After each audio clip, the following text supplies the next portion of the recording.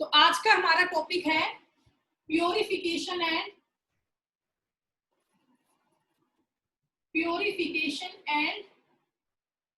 Refining of metal.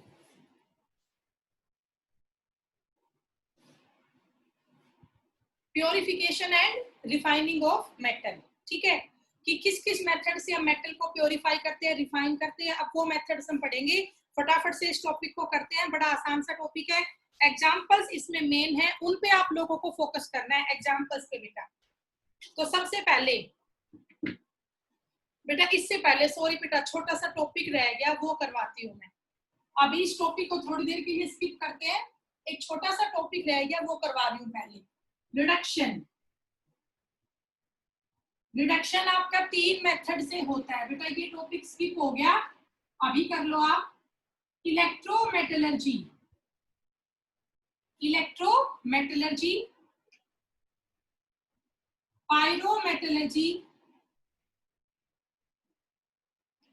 And hydrometallurgy. Electrometallurgy, pyrometallurgy and hydrometallurgy, ठीक है। 3 तरीके से रिडक्शन होता है। सबसे पहले बेटा, अगर मैं इलेक्ट्रोमेटलर्जी की बात करती हूँ तो आपका क्वेश्चन डायरेक्ट आएगा, किन मेटल को हम रिड्यूस करते हैं इलेक्ट्रोमेटलर्जी से। अलीशा बेटा पढ़ाई में ध्यान दो आप। तो जो मेटल टॉप में होती है रिएक्टिविटी सीरीज की, top of the reactivity series, जो सबसे टॉप में होती है रिएक्टिविटी सीरीज के, उनका हम रिडक्शन करते हैं इलेक्ट्रोमेटलर्जी से, मतलब बाय द इलेक्ट्रोलाइसिस। अभी मैं आपको इसका एक एग्जांपल समझाऊंगी, ठीक है। पायरोमेटलर्जी किस मेटल की होती है? जो मेटल मिडल में होती है रिएक्टिविटी सीरीज की, जो मेटल आपके मिडल में होते हैं रिएक्टिविटी सीरीज की। आपको मेटल की रिएक्टिविटी सीरीज याद होगी ना, तो जिनकी बेटा रिएक्टिविटी मॉडरेट होती है, ना तो बहुत ज्यादा है ना बहुत ही कम है, जो मिडल में होते हैं रिएक्टिविटी सीरीज के, उनका रिडक्शन हम करते हैं पायरोमेटलर्जी से। और हाइड्रोमेटलर्जी में क्या होता है बेटा, वो मेटल लेते हैं जिनका रिडक्शन होता है सिंपली किससे, लीचिंग की तरह, और जो मेटल बिल्कुल बॉटम में होती है रिएक्टिविटी सीरीज की। हाइड्रोमेटलर्जी किसकी करोगे? Bottom of reactivity series. तो आपको ये तीनों बातें याद करनी है बेटा।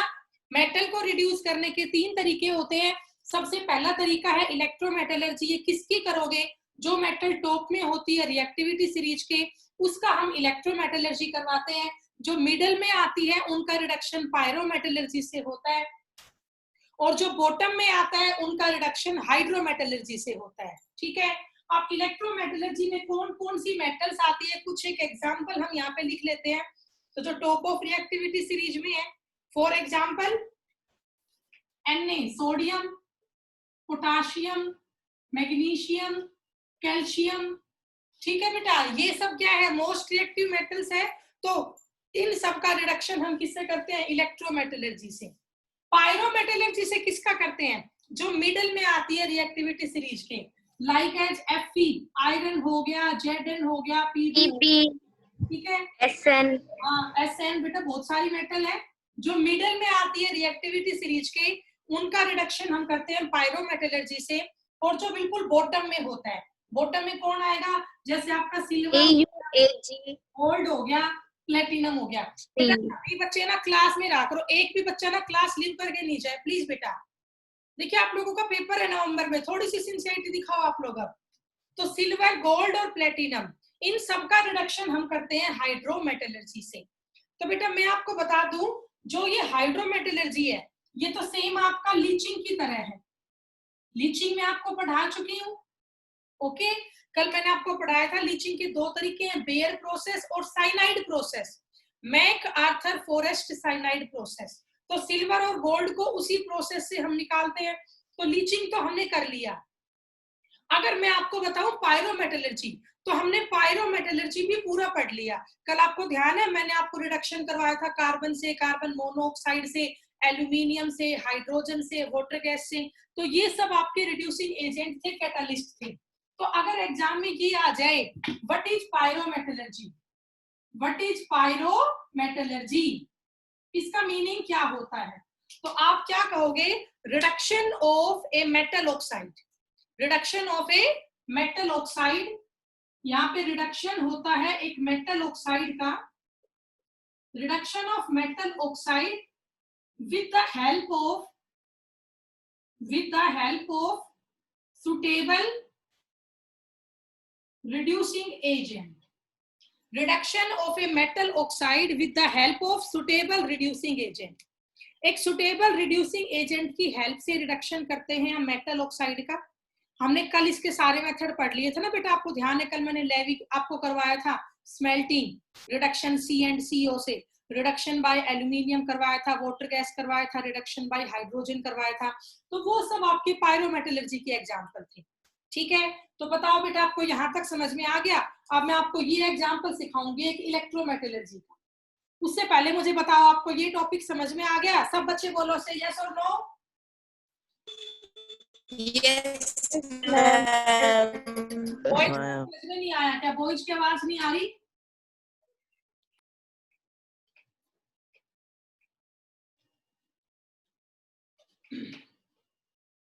तो अब मैं आपको एक एग्जांपल करवा रही हूँ इलेक्ट्रोमेटलर्जी का। हेडिंग डाल लीजिए, इलेक्ट्रोमेटलर्जी।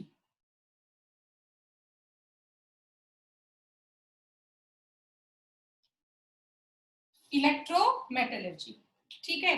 तो बेटा इलेक्ट्रोमेटलर्जी में हम क्या करते हैं? इलेक्ट्रोलाइसिस करते हैं मेटल्स का। इलेक्ट्रोलाइसिस ऑफ मेटल या मोल्टन सोल्ट। मोल्टन का मतलब पता है ना आपको, जो पिघला हुआ सोल्ट हो या एक्वस हो, उसका हम इलेक्ट्रोलाइसिस करते हैं। तो इसका मेन एग्जांपल आप देखिए, फॉर एग्जांपल इलेक्ट्रोलाइसिस ऑफ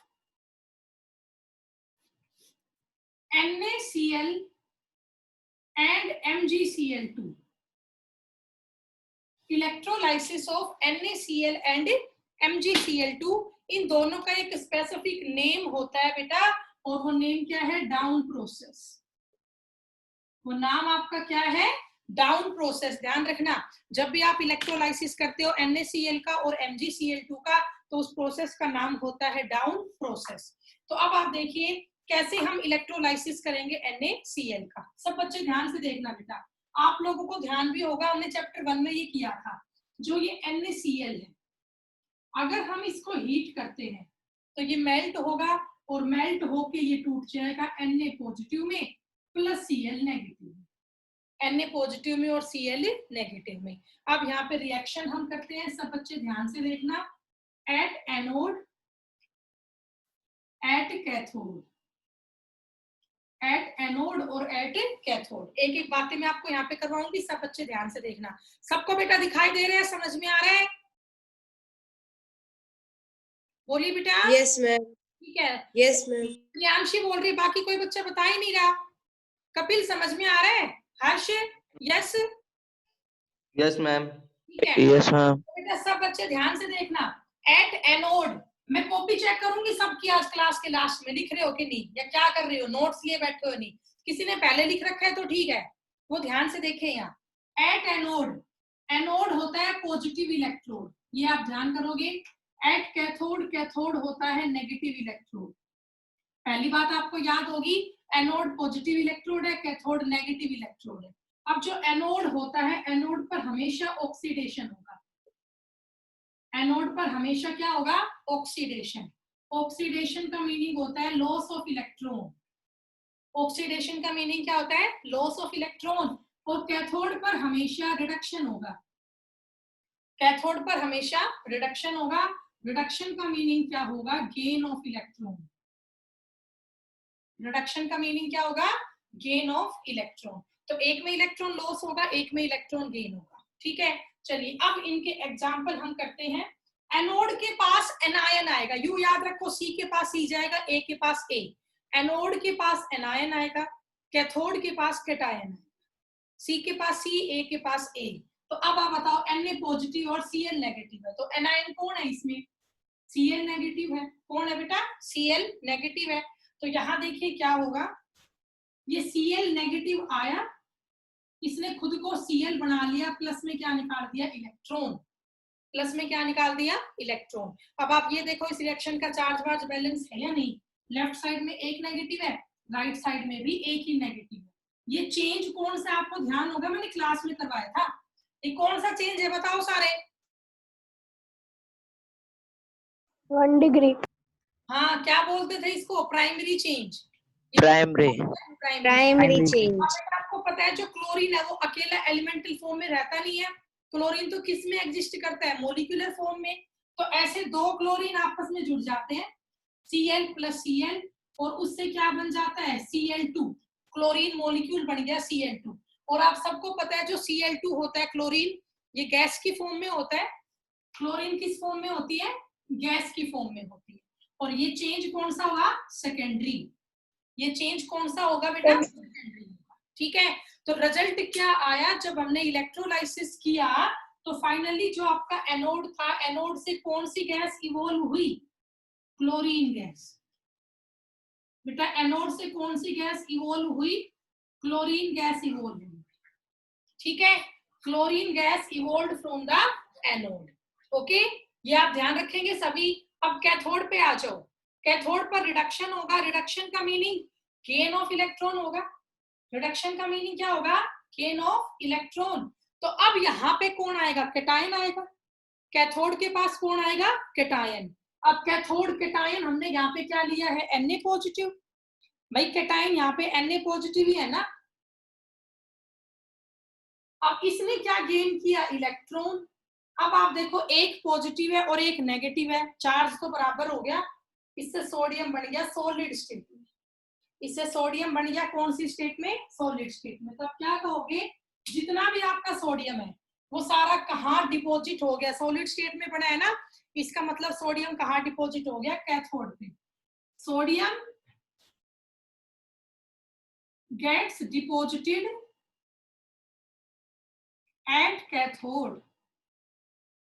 तो रिजल्ट हमारा ये आया कि जब हमने NaCl का इलेक्ट्रोलाइसिस किया तो जितना भी क्लोरीन था वो Cl2 गैस बनके एनोड से निकल गया, और जितना भी सोडियम था वो सोडियम सॉलिड बनके डिपॉजिट हो गया एट कैथोड।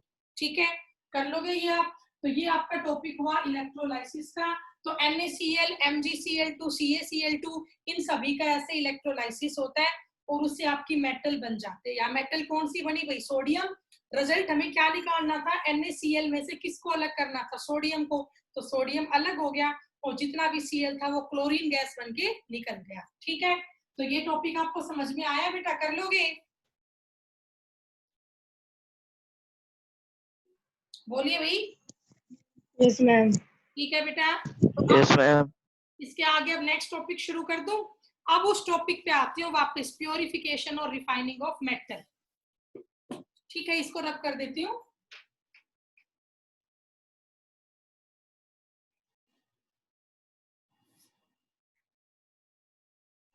सबसे पहला मेथड मेटल को प्योरीफाई करने का, रिफाइन करने का, फर्स्ट मेथड है डिस्टिलेशन। फर्स्ट मेथड क्या है बेटा, डिस्टिलेशन। ठीक है, तो डिस्टिलेशन कैसी मेटल का होता है, जिनका लो बॉइलिंग पॉइंट होता है। ये सीधा आपको याद करना है, डिस्टिलेशन किन मेटल्स का होगा, लो बॉइलिंग मेटल का। जिन मेटल का बॉइलिंग पॉइंट कम होगा, लो बॉइलिंग मेटल होगी, उसका हम करते हैं डिस्टिलेशन। ठीक है, for example zinc, cadmium, mercury, ये जरूर याद करना आपको, zinc, cadmium and mercury. Okay, तो पहला मेथड आपको करवा दिया है डिस्टिलेशन का। डिस्टिलेशन में आपको बस दो ही लाइन याद करनी है, लो बॉइलिंग मेटल का डिस्टिलेशन होता है, एग्जाम्पल में है जिंक, कैडमियम और मरकरी। ठीक है, इसके बाद बेटा सेकंड मेथड आपका है liquation. Second method is liquation. Liquation का प्रिंसिपल क्या है,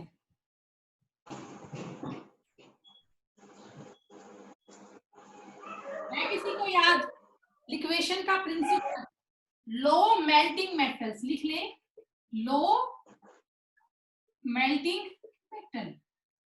जिन मेटल्स का मेल्टिंग पॉइंट लो होता है उनका हम क्या करते हैं, लिक्वेशन करते हैं। ठीक है, फॉर एग्जाम्पल एग्जाम्पल क्या आएंगे बेटा? जैसे टिन हो गया SN, एग्जाम्पल में टिन हो गया SN, लेड हो गया मैम PB, ठीक है? मैम हाँ जी मैम बेटा। मेरे भाई का भी पेपर है 8 बजे। किसका? मैम ठीक है बेटा, तो टिन हो गया और लेड हो गया, इनका हम करते हैं लिक्वेशन। इसके बाद थर्ड हम करते हैं इलेक्ट्रोलाइटिक रिफाइनिंग। इलेक्ट्रोलाइटिक रिफाइनिंग, अभी अभी आपको इसका प्रोसीजर मैंने समझा दिया है। What is electrolytic refining? Process of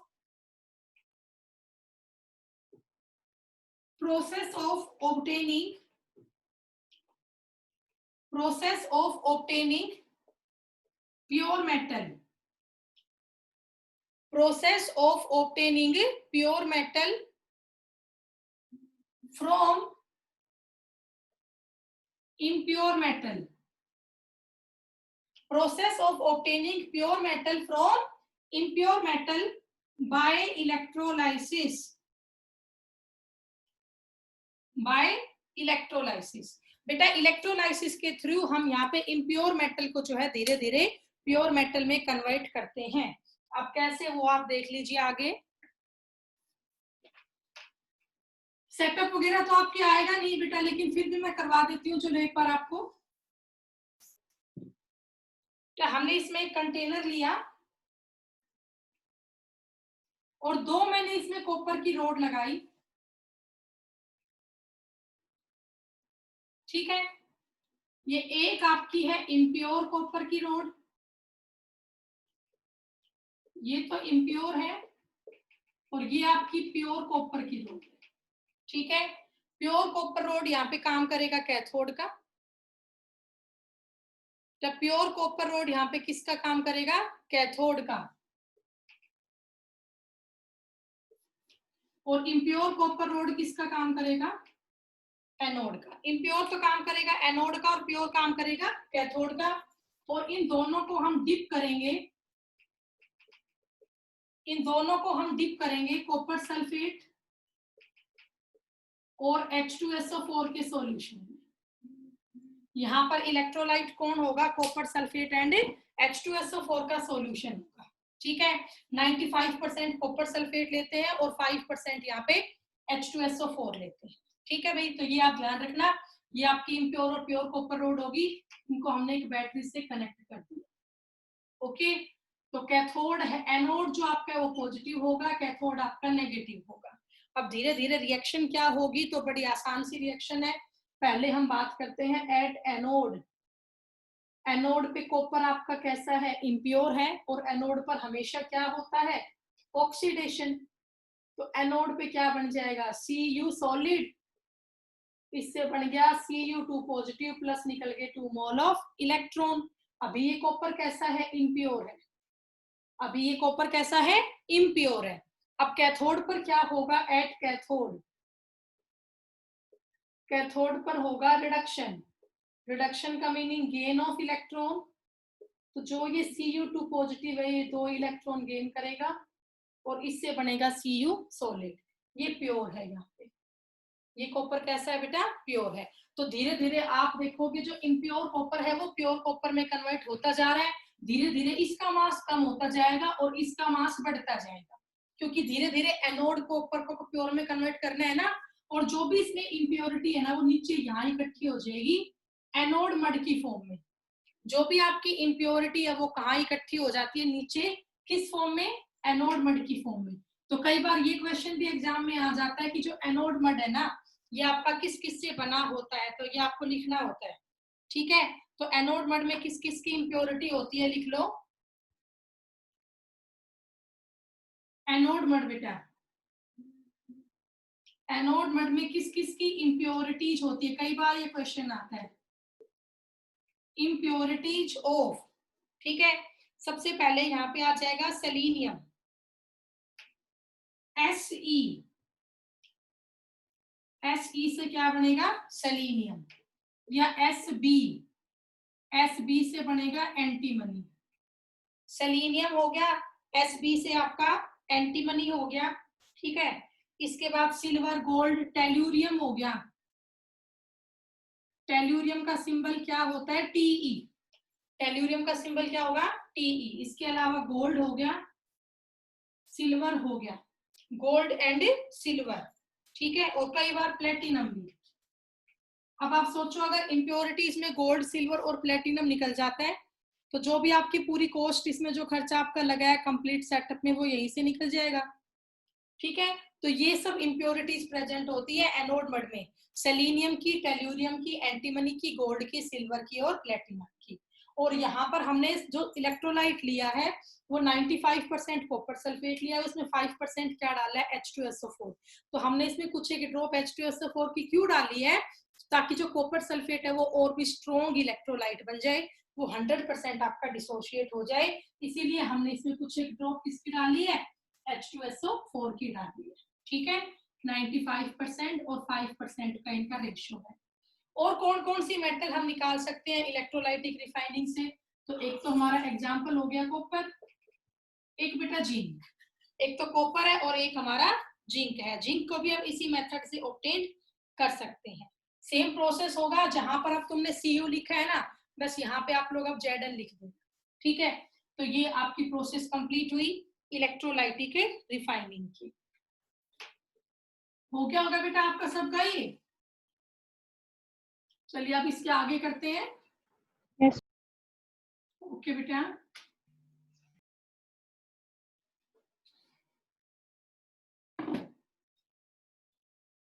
zone refining.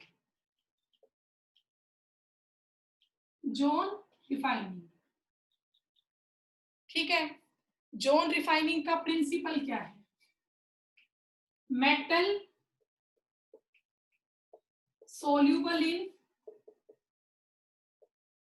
solid state and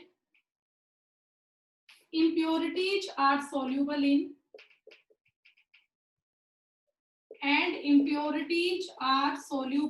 in molten state। ये बेटा प्रिंसिपल है जोन रिफाइनिंग का, कि जो आपकी मेटल है वो तो सॉलिड स्टेट में रहना चाहती है और जो आपकी इम्प्योरिटीज है वो मोल्टन स्टेट में रहना चाहती है। Metals remain soluble in solid state and impurities are soluble in the molten state। Second point, zone refining से हम अल्ट्रा प्योर मेटल्स निकालते हैं। जोन रिफाइनिंग से हम क्या ऑब्टेन करते हैं? अल्ट्रा प्योर मेटल, बिल्कुल 100% प्योर। इसके एग्जाम्पल है all kind of semiconductor. All kind of semiconductor, जितने भी आपके सेमीकंडक्टर होते हैं बेटा, जैसे कि आपका प्योर सिलिकॉन हो गया, Ge जर्मेनियम हो गया, Ga क्या होता है? गैलियम। सिलिकॉन आपका हो गया, जर्मेनियम हो जाए बेटा आपका, गैलियम हम यहाँ पे कर ले, बोरोन हो गया, इंडियम हो गया, आयन। तो ये सब आपके सेमीकंडक्टर है।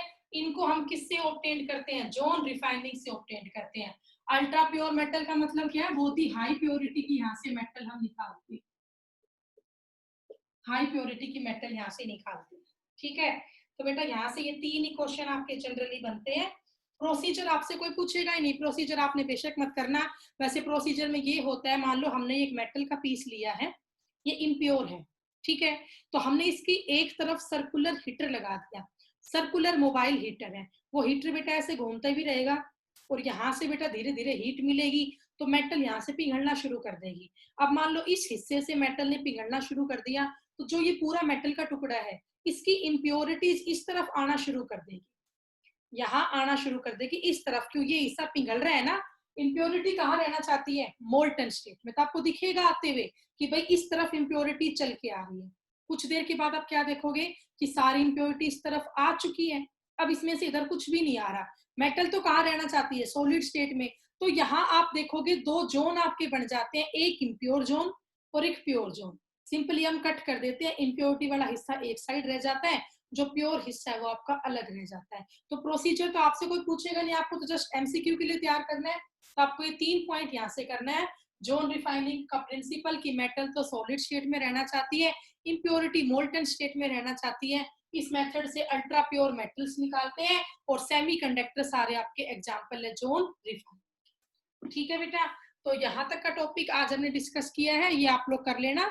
बस मेटलर्जी का टॉपिक थोड़ा सा